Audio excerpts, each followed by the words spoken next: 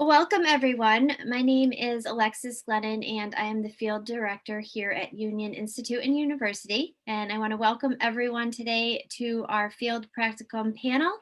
This is a time really for you all to get some more information about field practicum that is coming up. And also, I have three students here with me right now that are currently in field practicum. So they're going to share their experiences and be here to answer any questions that you maybe have. So how we're going to structure today is I'm going to just do a brief overview of the basic facts of field practicum so you have that information.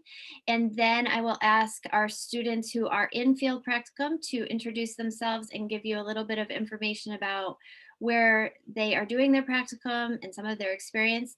And then really I want to open it up and allow for students who are participating that are going to be entering field practicum to have some time to answer or ask any questions of either myself as field director or the other students.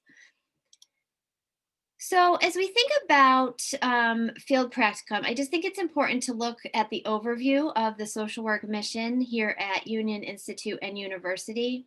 And our mission really is to empower adult students to apply professional knowledge, skills, ethics, and values for generalist social work with an emphasis on social justice and social change. And so, field practicum is really the point in which you begin to apply that professional knowledge and demonstrate the skills and learn some new skills around social work practice, including ethics and values. And this is all done by evaluating through the competencies. So, the Council of Social Work Education, and you'll often hear us refer to it as CSWE, is our overarching accrediting body. And so they evaluate social work programs nationally to make sure that programs are um, evaluating and creating students, social work students, who can demonstrate all of these competencies by the time they're graduating. So when you get into field practicum, you'll really start to hear more about these competencies. But today I just wanted to give you a brief overview because this is the evaluation piece that you will be receiving when you're in field practicum. And we'll talk about evaluation in a few minutes. But the first competency is that you are able to demonstrate ethical and professional behavior. Competency two is engaging in diversity and difference in practice. Competency three, advance human rights and social, economic, and environmental justice. Competency four, engage in practice informed research and research informed practice. Competency five, engage in policy practice. Competency six is engage with individuals, families, groups, organizations, and communities. Competency seven is assessing with those groups. Competency eight is learning how to intervene with all of those groups. And the final competency is how do you evaluate practice with all of those groups. So that's just a quick look, but it's good to know and start to familiarize yourself with this language because you'll hear a lot of our CSWE competencies, and we need to make sure that you're competent in all of these areas. So this is a quick look at that. So the field practicum and also the accompanying seminars and practicum coursework are really the capstone experience of the social work program. And what I mean by that is this is really when everything that you've been learning in your coursework thus far really starts to come alive, and you get to really apply what you've been learning in class and through your readings and through the lectures and through your discussions and really apply them. And so it's really an exciting time.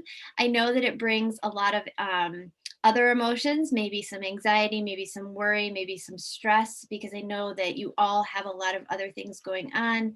Typically, students are working and have families. And so thinking about adding on another thing can be somewhat daunting.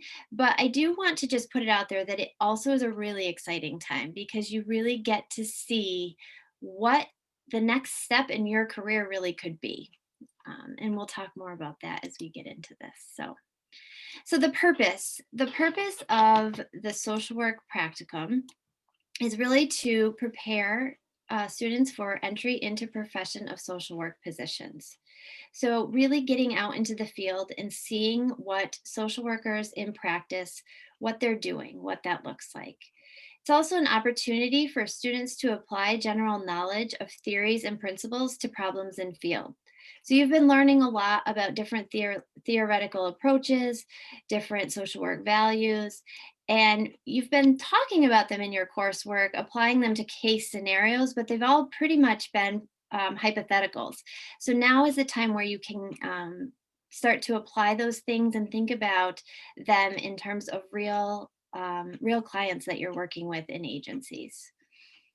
Students also experience the role of the social worker hands-on. That's important. It's a critical piece to social work education because we are a helping profession. We work with people. And so you need to be able to practice those skills under the supervision of a field instructor prior to your first job. And so, thinking about that, it's also a source of feedback to students regarding performance and professional growth. And so, that's why we ask field instructors to meet with students weekly for supervision so that you can really, as a student, ask questions, but also you can get feedback from your field instructor to know what you're doing well, where you need to look at maybe gaining some more skills. So you can really take that time to grow professionally under really good guidance and supervision. So the goals of Practicum are to develop an awareness of self as social worker. So we're humans first, and then we go into the social work profession. So how do we combine the two, and how do we make a professional version of ourself and under the social work umbrella? So it's really learning how to practice skills to enhance well-being of people, proficiency in oral and written professional communication, consistent with the practice setting and profession. So you're all doing a lot of academic writing and collaboration forum reflections, but this is a time to really understand and learn in a practice setting what is the expectation for both oral and written communication. Four, the responsibilities that allow for application of concepts, prevention, case finding, and intervention modalities. So, really, that responsibility is that key word there to hand over some of that to you as a student so that you can start practicing and knowing what it feels like to have that responsibility of a social worker.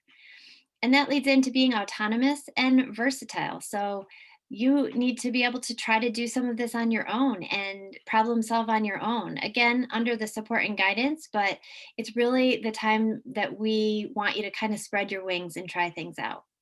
And then ultimately to get diversity, depth, and breadth in both class, in the practicums, and in the field.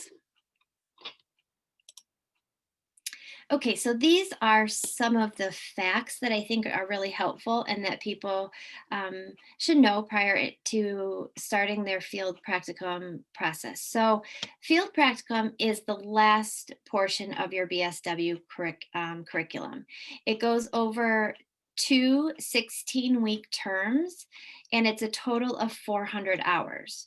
So, in the first term, which is a 16-week term, you take social work field practicum 1 and social work seminar 1, and you complete 200 hours. And then in term 2, you are enrolled in field practicum 2 and seminar 2, and you complete the final 200 hours. Um, it averages out to be about 12 hours per week if you stay kind of consistent with that. So that is something to think about and plan for because, like I said in the beginning, I know that all of you are very busy with other things in your life. And so to schedule in that time, you want to be planful and think about that, how that's best going to work for you and all the other pieces of your life. Um, Supervision. So, like I've talked about, supervision is a really important piece of the practicum. It's integral to your growth as a student and as a social worker. So we ask that you be prepared for supervision with questions and observations that you've been having.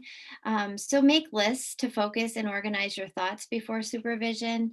And we ask, and it's a requirement that field instructors meet with you once a week for 1 hour at the very least of uninterrupted time so that you really have that time to sit and be able to ask the questions and receive the feedback that you need.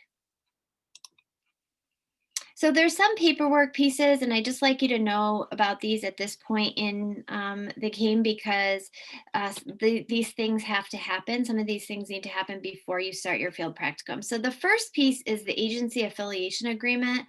And this is an agreement that is signed between the field site and the university. It's just important to know you cannot start your placement until this document is signed by all parties.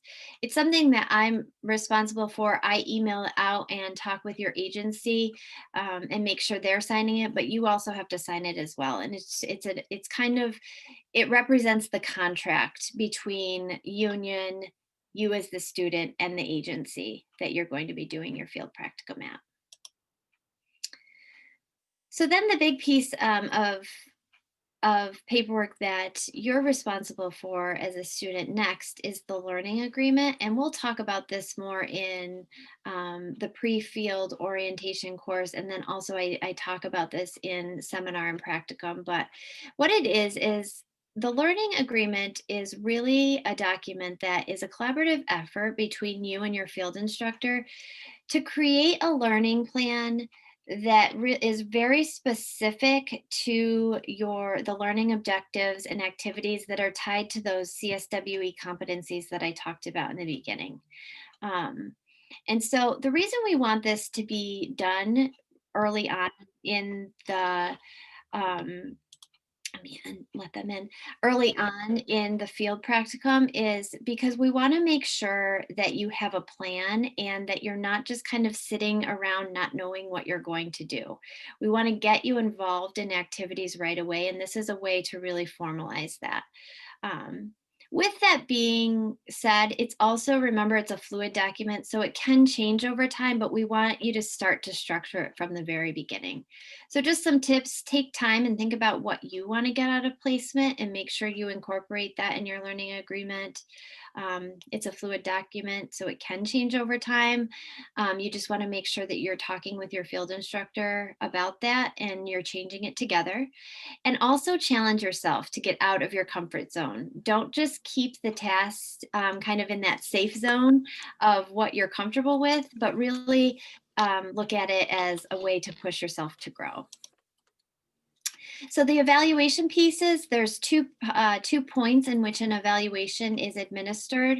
One is at the midpoint, so that is at the end of your social work one seminar, and after 200 hours are completed, I email out a link to your field instructor and they complete the evaluation and then review that with you so that you know where you're at and what maybe some areas you need to work on, and where you're really excelling. And then the final evaluation is done at the end of seminar 2 at the completion of your 400 hours, and that is done in the same way, and that is the formal pass fail for your field practicum. And I always just like to note that self-care, you are all doing a lot of things. Going to school to be a social worker and have a field practicum and all those other life obligations is hard. It's worth it, but it's hard. And so I just want to remind everyone that to take care of themselves along the way. So we'll talk a lot about that in seminar and practicum while you're in field, but because it really requires planning and action, this is just a thought for you to think about on your own. But what are two things that help you feel fulfilled and relaxed? And really think about ways that you're going to be able to incorporate some of that into your self-care plan when you do enter practicum. So it's just something for you to start to ponder, so that you can prepare yourself for that piece of practicum. Okay, so at this point, I'm going to stop sharing my screen. And I'm going to open it up. I'm going to ask my 3 students that I've asked here to join for the panel who are in Practicum to introduce themselves and say where they're at in terms of their field practicum. And they're going to share with you some of the challenges they've experienced and also some of the successes. So, Alicia, would you start us off? Yeah, sure. Hi, my name is Alicia, and my pronouns are she, her, and I live in Greenville, South Carolina. And my practicum has been kind of a collective experience. I had kind of a difficult time getting started with COVID and was working at a sexual assault crisis hotline, but wasn't really getting a lot of experience. So I started to branch out. And now I've worked a lot in politics, both at the general and at the primaries, and now at the Senate runoff. And I've also done research, data collection as well. And it's just been a really eye-opening experience to see aspects of social work that I don't know I would have gotten out of a traditional experience. And I'm excited that I'm also now getting paid to do something that I was a volunteer at with phone banking for candidates. So that's been a real success since I started. Great. Thank you, Alicia. Mhm. Eric. Hey, yeah, my name is Eric Vandermolen. I began the internship or the field process at a homeless shelter called One Hopeful Place. I'm in Fort Walton Beach, Florida.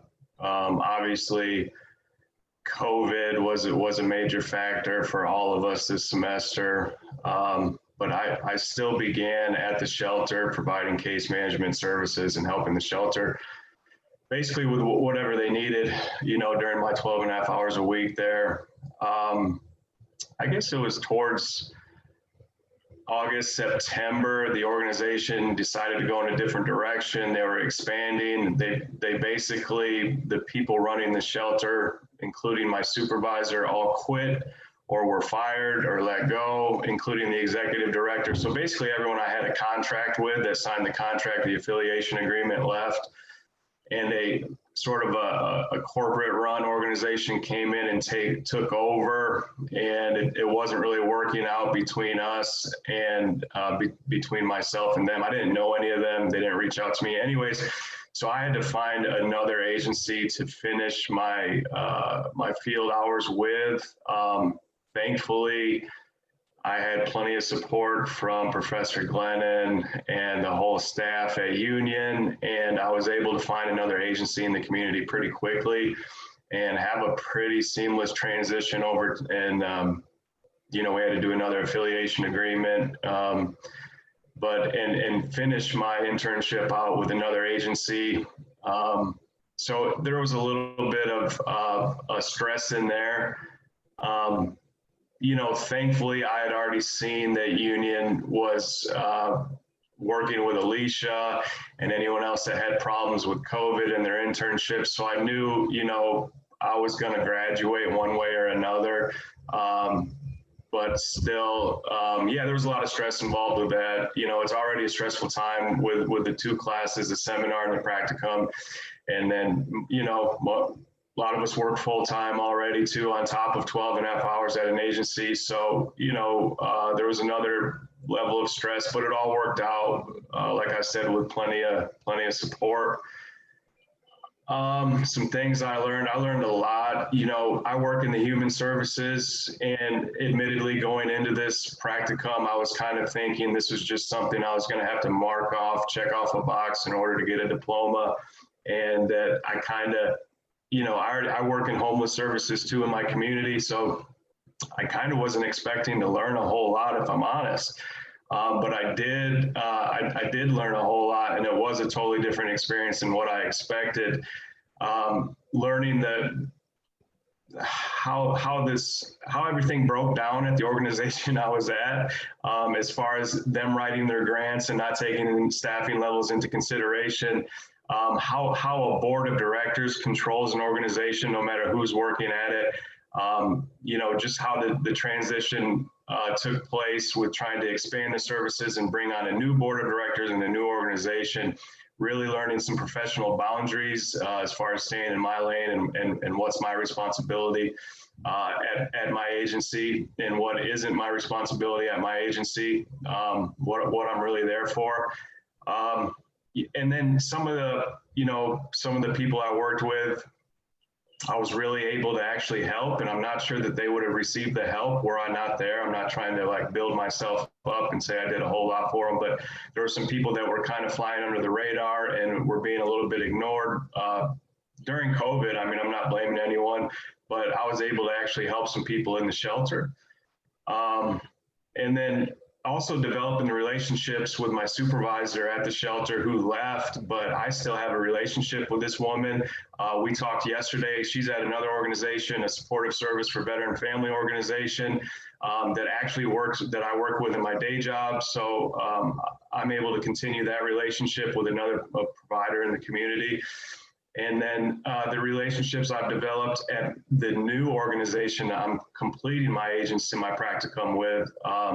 There's a whole nother side to the services in my community I didn't know about. And I've been working in my community in this homeless program for 2 years. And so I'm just meeting more people, developing more opportunities. And in the end, it's going to enable me to be a better social worker when I'm aware of these extra services I didn't already know about. So I guess that's about my experience in a nutshell. Thanks, Eric. Then last but not least, Ashley. Hello, I am Ashley Smith. I am in the finishing up my first semester of the field practicum, and I live in Columbus, Ohio. So I'm at an elementary school in Pickerington, Ohio. The district that I am in is Pickerington Local School District, and they have about anywhere from like 15 to 20 social work interns at a time. They do both, mostly masters, because in Ohio you have to have a master's to be a school social worker, but they also allow bachelor's level social workers to intern with them as well. So every intern is matched with a school counselor. And then we do like a lot of group supervision and site visits for the different resources and things like that that are in, they're actually in a different county than me, but in that county. So starting off field practicum, I know like everybody's probably nervous, and that's a normal thing. I mean, no matter how much preparing you do, you're starting something new, so you're going to be nervous. But it's a matter of like finding your place. And once you do that, I felt empowered when I started learning like my place, the differences from what a school counselor and a school social worker would do for the students. So I encourage you to just, find your place. And then if you are unsure or if you need more and you're not getting what you want, be verbal and ask for it. I know at my placement, they are very accommodating, and they want you to get the experience that you need. I can't speak for all placements, so that's my experience here. I've had experience with practice-informed feedback, with evidence-based programs, and they want to make sure you hit all of your competencies. Most practicums are daytime, so like Eric was mentioning, it's difficult if you're working full-time or you have other obligations throughout the week, but that you just have to make time for it. You have to make you a priority. Like I'm a stay-at-home mom right now, and through COVID, all of my kids are home. They're not even hybrid right now. So they're all remote learning, and it's been difficult. It's been a challenge to be able to find the time to find the support on a personal level with my children, and them still be able to get their schoolwork done, throughout the day. And then me also having my schoolwork. I know when I started practicum, I did not expect there to be so much schoolwork. I thought that, my job was going to be at the field practice, the internship. I didn't I don't think that I was going to have collaboration forums and helper studios that I was still going to have to do, and that it was going to be still an academic load, but obviously I got that right in my face. And yeah, that's what we still have to do. But it was really cool because a lot of times the chapter or whatever we were speaking about that week would intertwine with what I was doing in my internship. So you really get that hands-on application to go with the chapter or the subject that you're learning about in the book.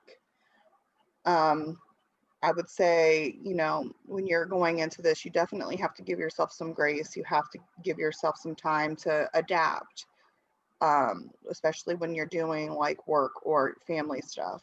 You have to, you know, make a list. You have to stick to it. You have to make your schoolwork a priority, but also, you know, you have to take care of your family. So it's a balance, but it's worth it because at the practice, you're learning things that you need to know, like that you're going to be doing. And I'm learning, you know, and applying all of the things that we've learned throughout all of our social work courses.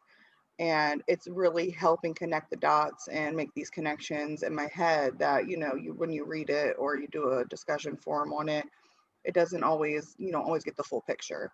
But then when you are able to link it at your field practice, um, it helps a lot. And you are going to be doing this, you know, on a daily basis. So, and it also has helped solidify for me that I'm doing the right thing. I'm taking the right path. This is what I want to do with my life. And it's helped solidify that and, you know, help ease the stress of I'm putting all this time and all this money into this program. Is it really what I want? But it's really helped to solidify that in my own mind. Great.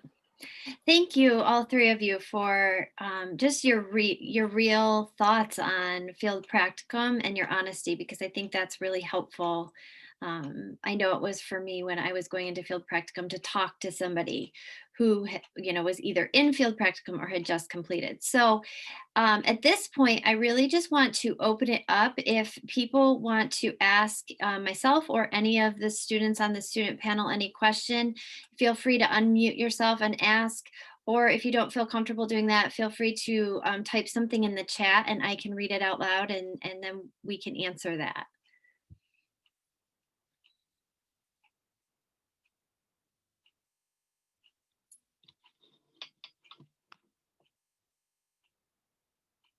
Anybody have any questions, pressing concerns or thoughts? Okay, so how did you organize your time? And I'm going to just open that up and anybody can answer that. How did you organize your time with field practicum and coursework and everything in your life?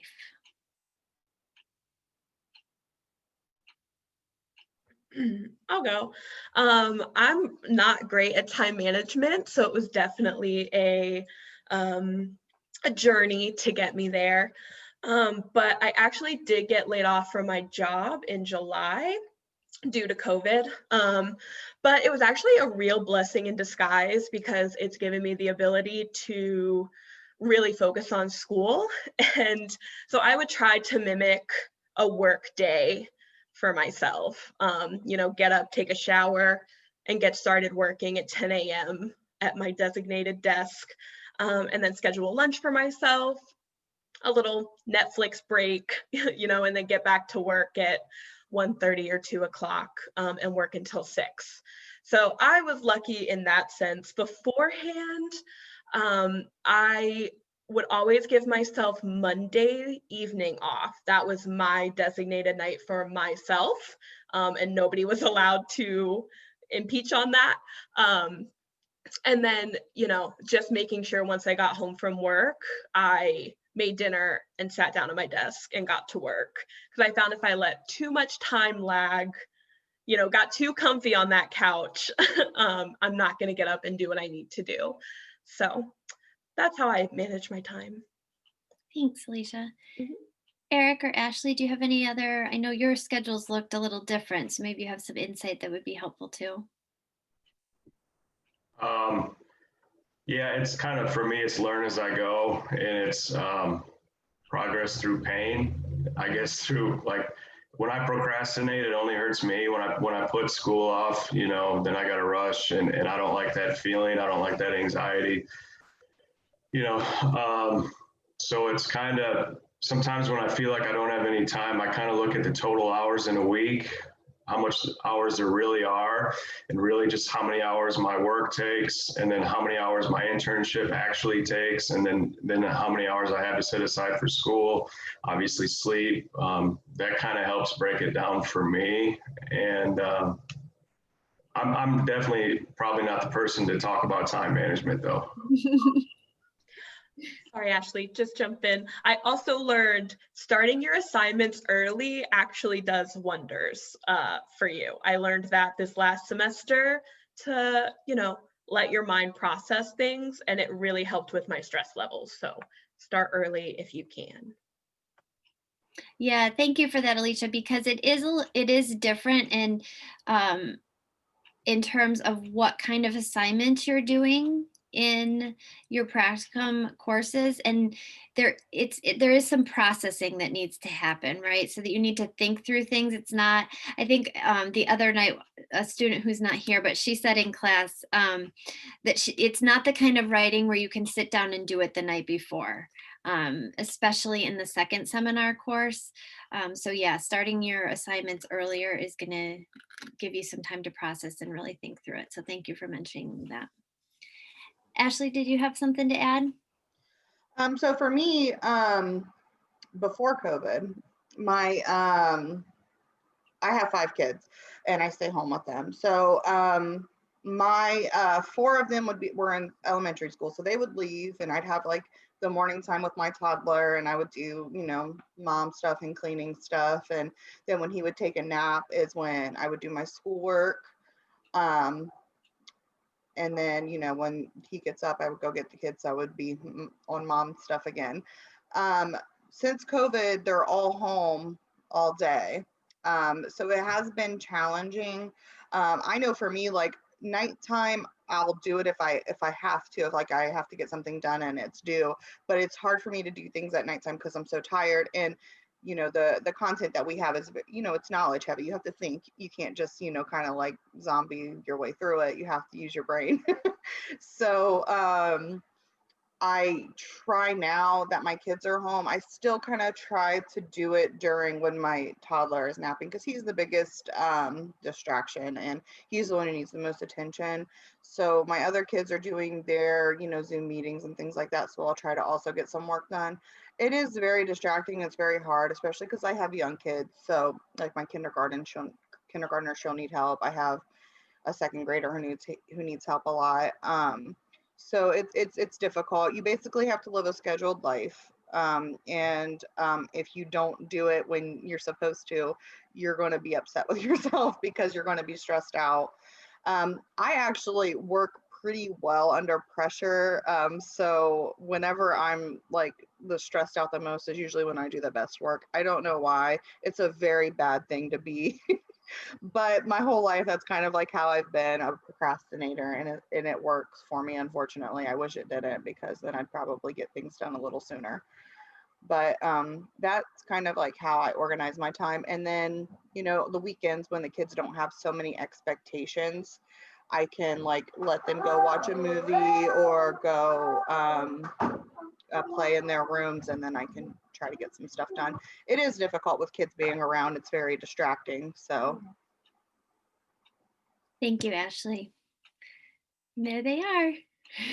And that's actually something to know too, that in your seminar courses, there are evening classes that we do every other week, but there is flexibility around those in terms of sometimes a kid is going to sit on somebody's lap, and that's okay because that's life, especially in COVID, right? Like we are all in our houses much more with all of our families, and so if any of you who are here have kids and are worried about that, there's definitely ways we can accommodate that and work through that.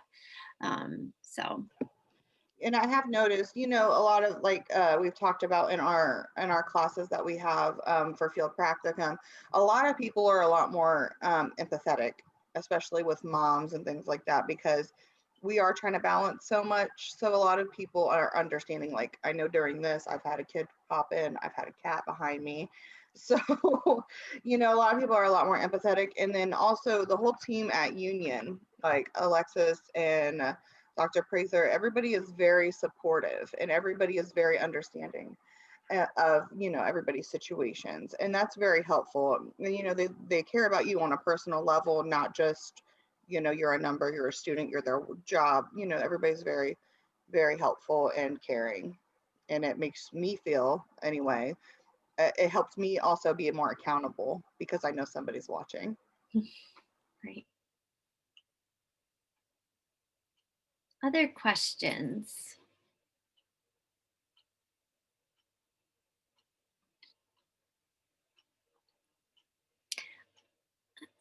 All right, another one. What do you recommend to get prepared for field placement?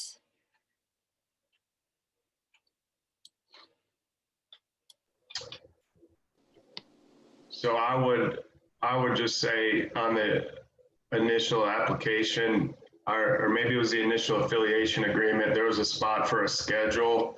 And I would suggest, just when you figure out when you can do your hours at the agency and stick to that.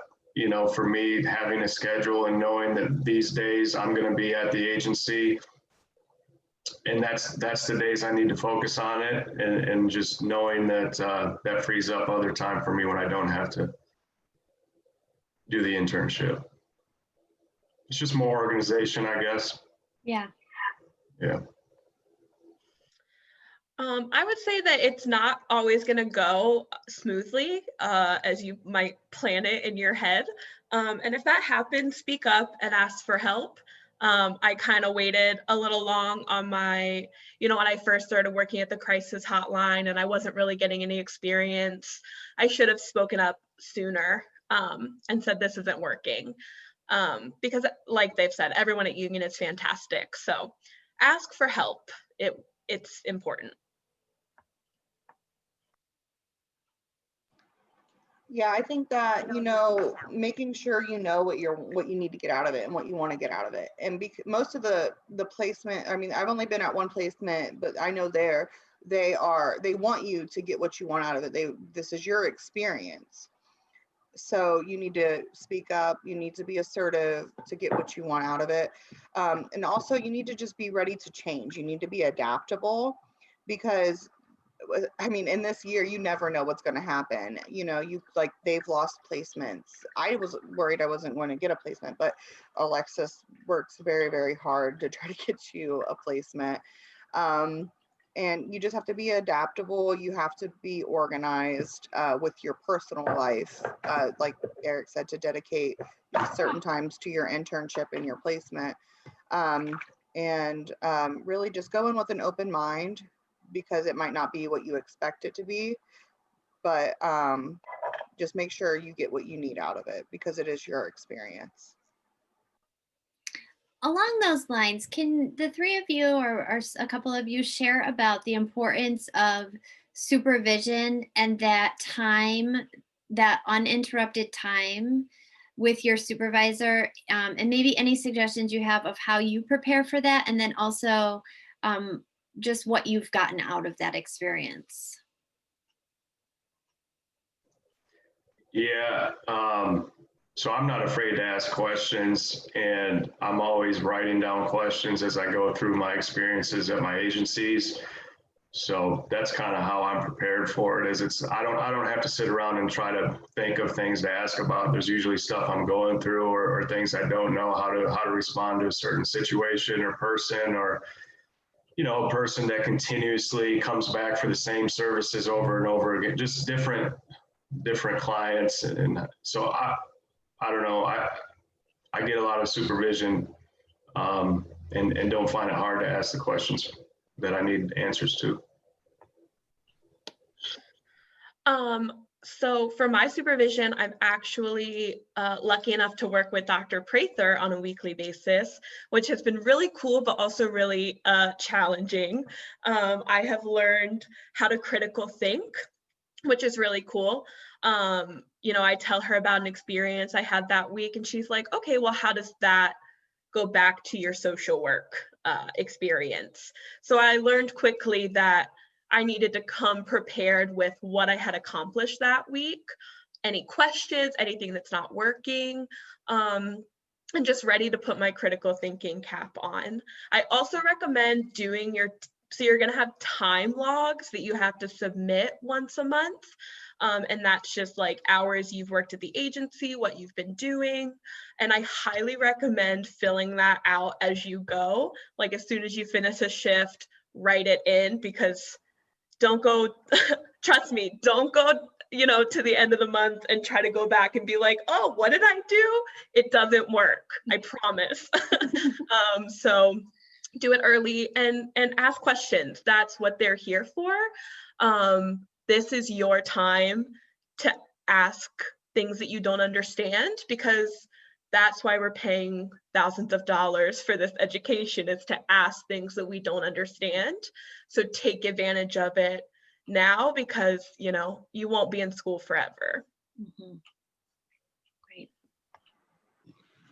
Yeah, I mean, I would write things down if I had questions, and you know, like Alicia said, like show what kind of things I've been working on, what kinds of things I've been doing. So I work with young kids. I work in elementary school, so things can get a little, you know, you have to do things a little bit different when you're working with a younger population. So you know, trying to figure out what a kid's home life is like. Sometimes if the kid is low or kind of exaggerates things, it can be a little difficult to get an accurate picture.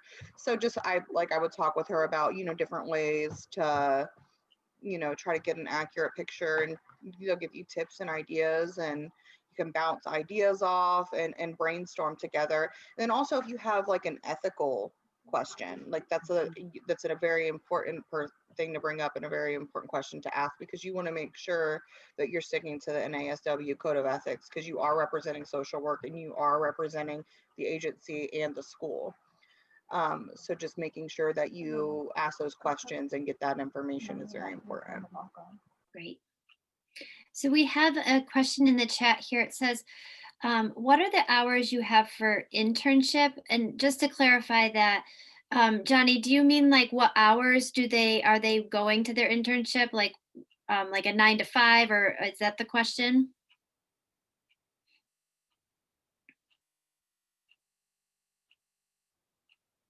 Oh, let me see if I can. Let me try to unmute you. Or you could type in the answer.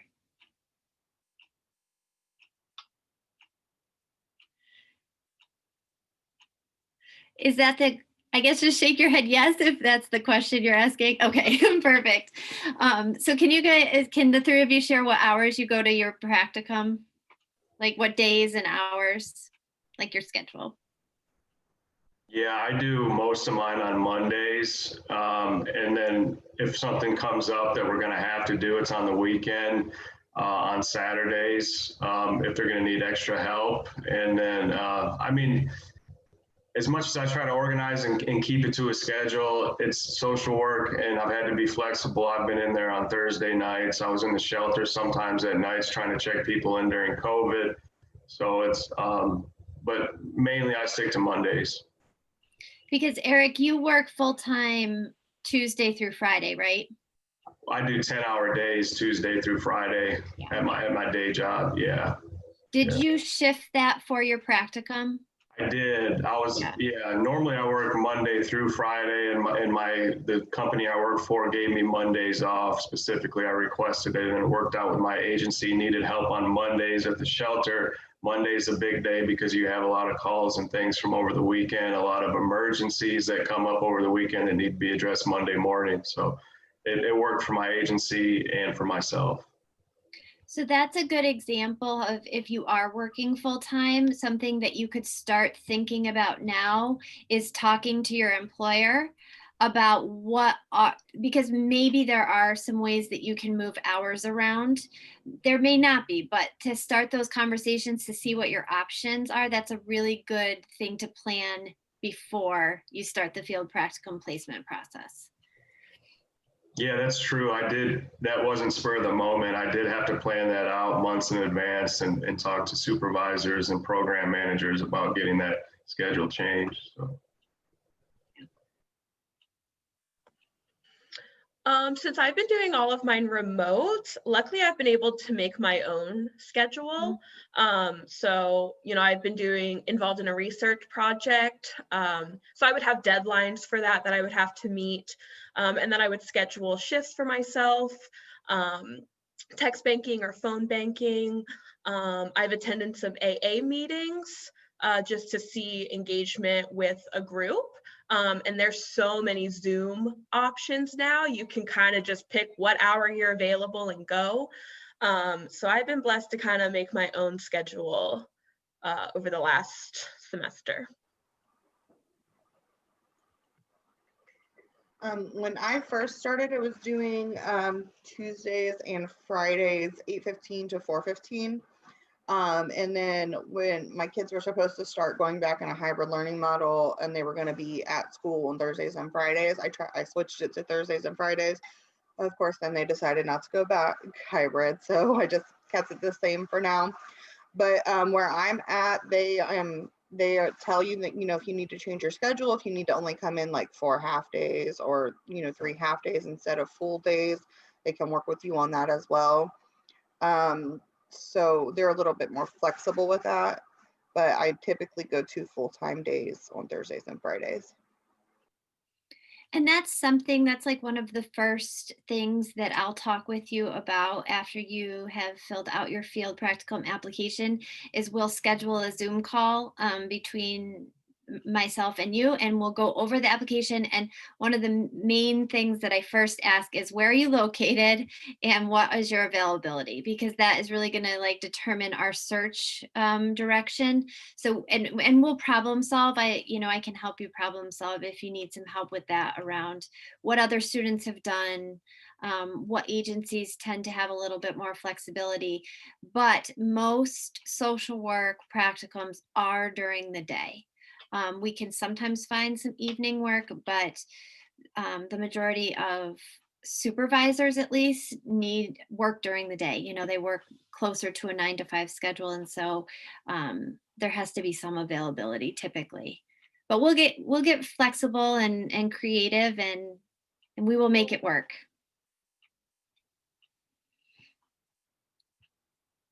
Other questions? Nobody's put anything in the chat.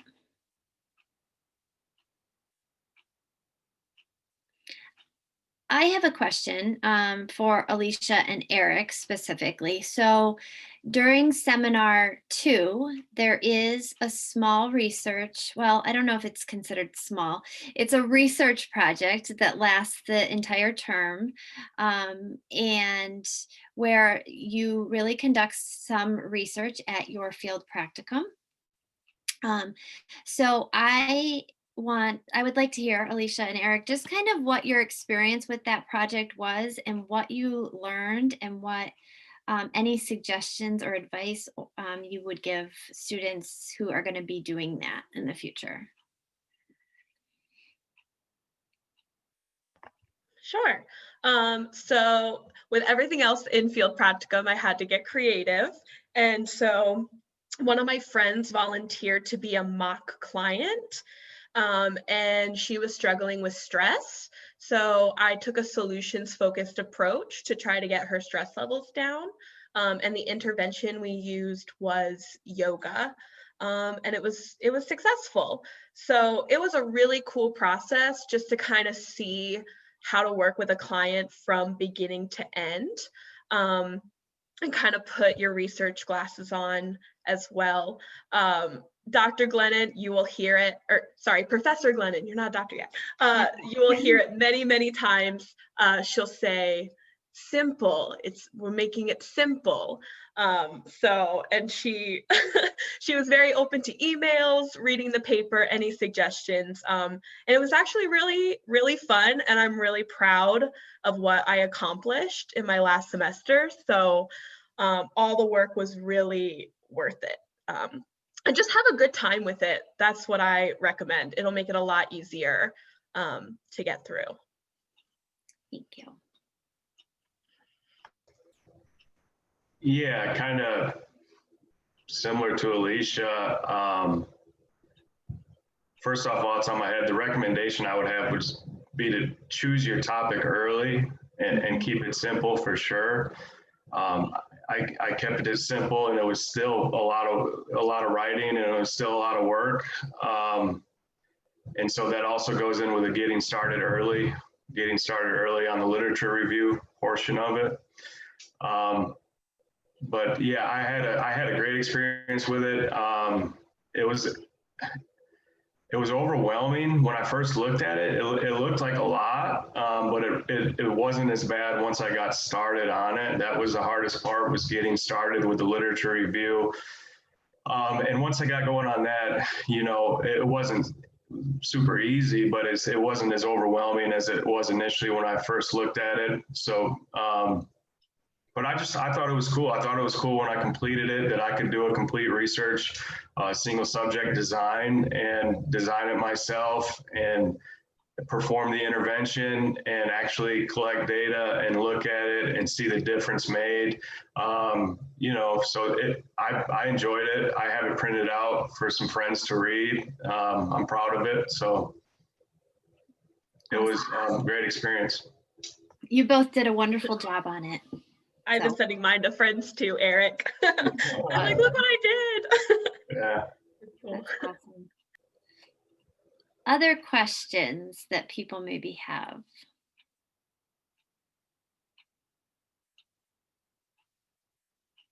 I have one last thing that I would like to ask Ashley. So Ashley just applied for master's program. And so Ashley, can you talk with us a little bit, I know this is not directly related to field practicum, but it is in a lot of ways, how that process looked, what was helpful for you in that application process? So I think the main thing is to think about it early. So I am not at the same place as Alicia and Eric. I am in the first half of the practicum. So I'm not going to graduate until the spring, but a lot of applications open in the fall for the following year. So I think thinking about them early is really important if you plan on applying to a master's program. And then also just making sure you have everything that you need done by the time it's due or early. So a lot of times you have you need personal recommendations or references. You have to have a resume, a personal statement, an autobiographical statement, something of that nature. And Professor Glennon is more than happy to review your resume, to review your papers that you have to write. And she helped me out with that. And also just making sure that you have strong references like that actually apply. So like a lot of times you're going to use your field supervisor. So having a good relationship with them, showing them you're eager to learn and things like that. You just got to keep those things in mind early. And the earlier you submit your application, the earlier you'll find out your acceptance. Because Ashley was accepted into Ohio State's master's program. So congratulations on that. Thank you. Something I'll have to 1 month celebrate. off and start right back into school. Yep. But it's good because it's a little bit of time that will open a lot of doors for you. So Congratulations, Ashley. That's awesome. Big deal. any last questions? I know we just have a few minutes left. Okay. Well, I just want to thank you all for joining today. Thank you, Alicia, Eric, and Ashley, for sharing your experience and wisdom for all of us. And for those who have not started field practicum, please feel free to reach out to me if you have any questions. It's alexis.glennon@myunion.edu. Or you can call me at 315-730-7561. I'm more than happy to talk through any kind of more personal, individualized questions you may have about the process. So, All right. Thank you, everyone. Have a great day. Thank you for putting this together. Thanks. It's great.